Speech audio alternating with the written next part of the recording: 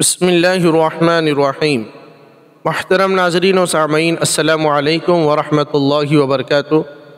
ہماری سیرت کوئز بعنوان اسلامی عقائد و معلومات اس کتاب کے مقابلے اور مسابقے میں حصہ لینے والے تمام طلباء و طالبات کی خدمت میں آگے کے 10 سوال پیش ہے۔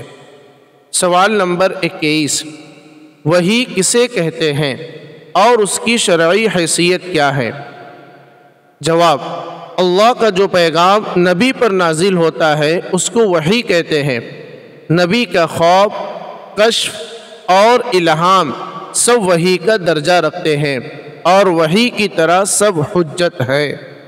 سوال نمبر 22، الہام کسے کہتے ہیں اور اس کی شرعی حیثیت کیا ہے؟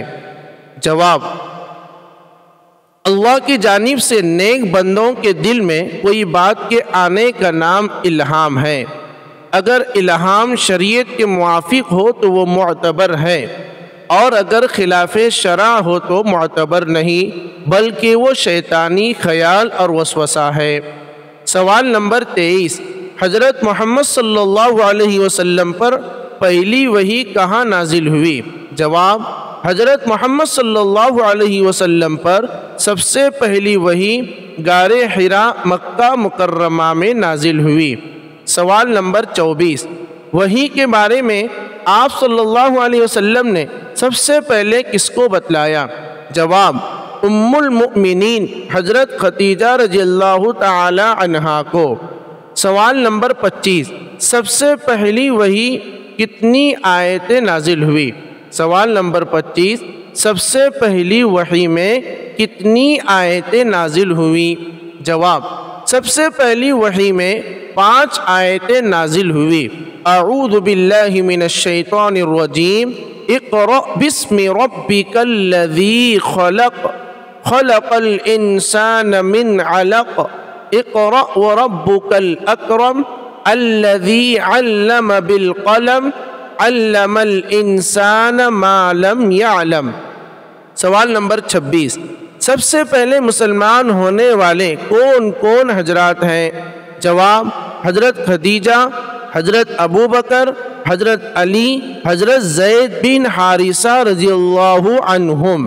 سوال نمبر 27، نجاشی بادشاہ نے کس کے ہاتھ پر اسلام قبول کیا اور کب وفات پائی؟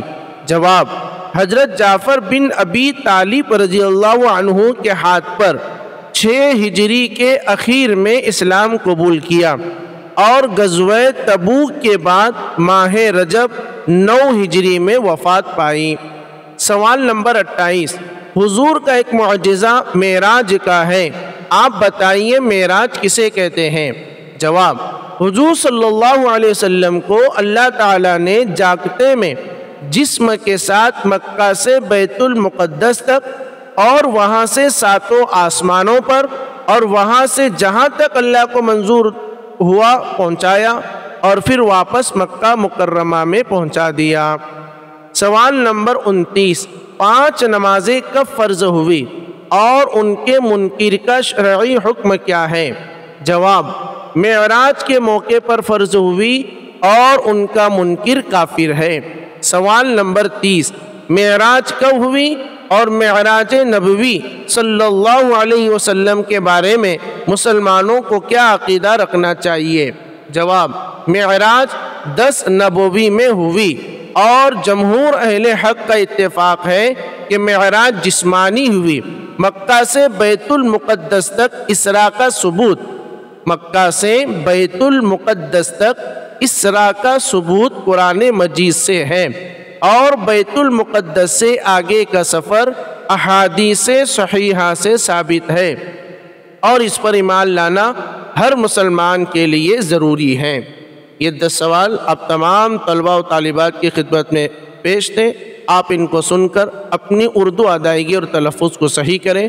اللہ تعالیٰ یاد کرنے میں آپ کا حامی اور مددگار ہو، آسانی کے ساتھ یہ عقائد والی باتیں آپ کو یاد ہوں، اور یہ پروگرام آپ کے ایمان اور عقیدے کے مضبوطی کا ذریعہ بھی بنے اور دنیا اور آخرت کی کامیابی کا ذریعہ بھی بنے۔ آمین یا رب العالمین۔